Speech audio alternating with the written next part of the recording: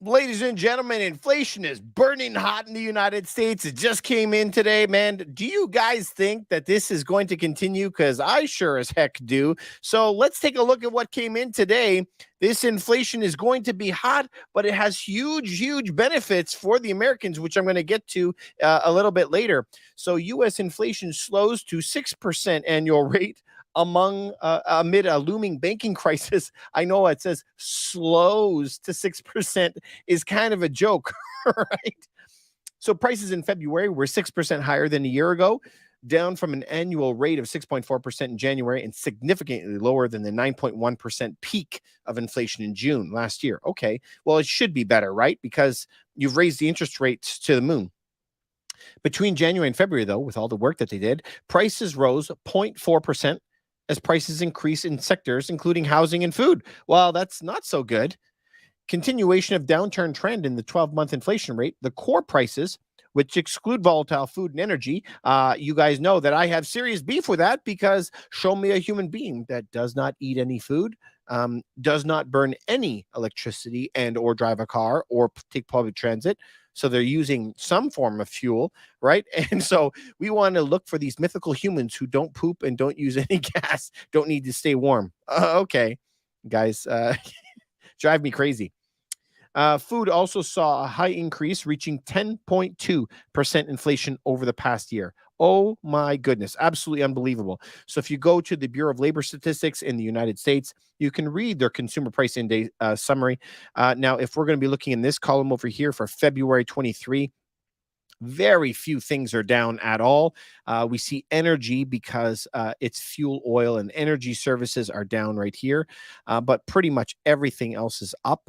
But remember, energy is very, very controlled by OPEC. Not much we can do about that. So, unadjusted for the 12-month survey, if you look here, all items it says 6%, but food is 9.5. 10.5, it's high. You see here, electricity is up 12%. Unbelievable, this type of inflation. Transportation up 14%. Here are some things that I jumped out at me. Non-alcoholic beverages increased 1% in February. Of course, transporting oil is drinks something heavy, uses a lot of oil, very, very expensive. Index for fruits and vegetables increased 0.2% in February. Same thing. Fuel is their main hit. The index for eggs fell 6.7%. But that was to be expected. Why would it not fall? They had to cull millions of birds to prevent the spread of disease. And so it takes time for new birds to be hatched and for them to become to maturity where they can start laying eggs. So that started right away. We were expecting this, no big surprises here. Full service meals increased 0.6%. Yes, that's a big problem. Wage spiral is happening. Wages are going up. I do have a big issue with people always talking about wage spiral because we're still negative. People are still going back.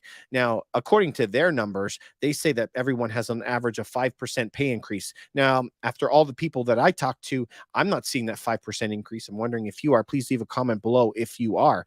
But even if you were making 5%, even if it's still not keeping up with inflation, so you're still falling back. And I'm kind of tired of hearing from the United States and from Canada both saying to you that if it's your patriotic duty, you're not going to ask for a raise. It's a patriotic duty as a business owner not to pay more money. Kind of makes me mad.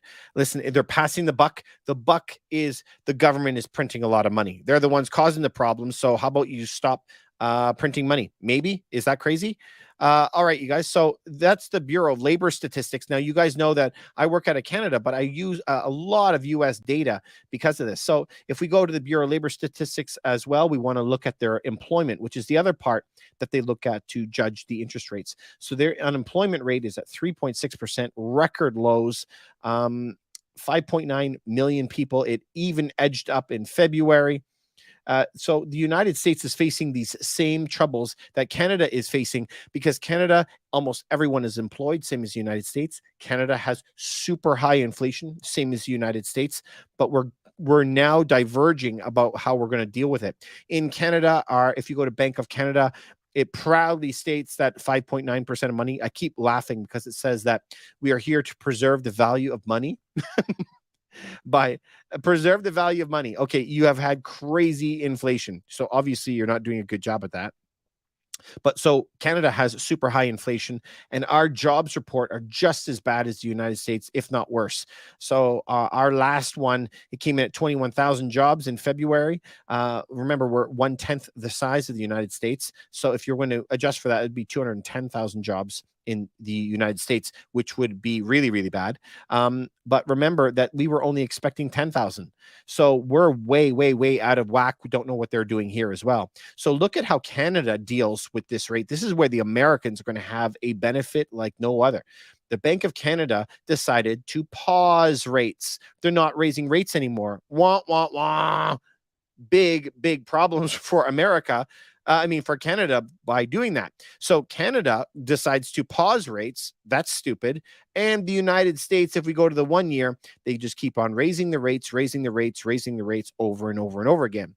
Now we're coming up to a time for the United States to decide what they're going to do with inflation. But let's go back 1 year on the Canada dollar to the United States dollar. We can see that we're in some serious doo-doo. 73 cents on the dollar. Now, if we go back, of course, there's always fluctuations in the dollar. If you go all the way back and look at the max, there is fluctuations. Of course, when the United States had their GFC, our dollar became close to par for a little while, but like that's a long way ago. So if we just look in the past 12 months, our dollar has dropped from a peak of 80 cents all the way down to 73 cents. That's 7% difference. Now, a lot of people are going to say to you that 7%, what is 7%? It doesn't change very much. Well, 7% on trillions of dollars is a lot. In Canada, we export raw goods, oil, lumber, whatever. The United States processes a lot of our oil. It processes a lot of our lumber. We just sell the base stuff. We don't actually finish it. And we buy a lot of the stuff back from the United States. So when you look at it, I think Canada imports 750 billion. But if you add 7% to that, it's going to be like $50 billion added on top of that. And so your $50 billion now has to get divided up on every Big Mac that you buy, every light bulb, every meal that you take out, 50 billion more. High inflation. So Canada is shooting themselves in the foot. So I understand that quarter point jump adds a typical house like $150 on their payment. So they're like, don't worry, you guys, we're saving you $150 by not raising the rates on that. But on the flip side, now your gas, everything else you buy, your food, everything else is going to go up $150. You're taking money out of one pocket to the other. Okay. Let's just call a spade a spade. Why can't we just be adults and talk about this? But where is the winner? So the United States, Canada is going to suffer. We buy everything from the States, right? We got to pay that extra $50 billion a year just to buy the same amount of stuff. Okay, that hurts. Where do Americans win? Americans now can come to Canada and buy stuff 8% cheaper than they even did last year. That spread is getting bigger and bigger and bigger, where the Americans have even more advantage to come to Canada and buy more stuff. So if you're an American, you want to come to Canada, you watching that dollar falls, meaning that your American dollar, you could buy more and more and more stuff with it. Cheaper vacations, cheaper stuff. It's a good win-win for you guys. For Canadians who are exporting to the United States, they're going to see a bump in business, because now all of a sudden it's 7-8% cheaper for the Americans to buy from Canadians. So they're taking it all out. So if you're exporting from Canada, it's a win. If you're importing to Canada, it's a loss. Canadians going down to the States to visit as tourists really, really hurts them. Americans coming to Canada, really big win. So we're going to see this continue to play out. And so there's always going to be winners and losers. It doesn't matter what industry, what business, whatever that's out there. Remember, governments, we were talking a lot about them today, bailing out all of these banks that have been very, very poor with their money management. At the end of the day, governments don't make money. They just take it from one person and give it to another person. So you have to align your businesses and align your life so that you're going to not pay as much away and you're going to get more in return. And so just follow those tax guides that are out there, because they're going to help you. You know, Tom Wheelwright is the best at that, learning how to reduce your taxes very, very low, and for you to get a lot of those subsidies. These governments are making massive decisions, right? So they're going to hurt importers and benefit exporters, right? They've drawn that line, and that's how it goes. So make sure that you're watching these massive policy moves. And remember, as these banks are going to get bailed out, bailed out, bailed out. There's this massive cost to society, huge money printing. Even though they're saying that it's not a bill, they don't want to use that word. It is, no matter how you slice it. And so, no matter what, it's going to come at massive inflation to people. People are always going to be the ones to pay for it, taxpayers. And so big inflation is going to come. So how are you going to play that? You have to make sure that you're paying attention to that. Make sure that you are preparing for 10% inflation for the next 5 years just to be safe. Now, of course, there's going to be a crush in demand as these interest rates stay high for a lot longer than we expected. That will crush demand, bring prices home, right? But if you have high inflation coming, that will neutralize the crushing of the demand.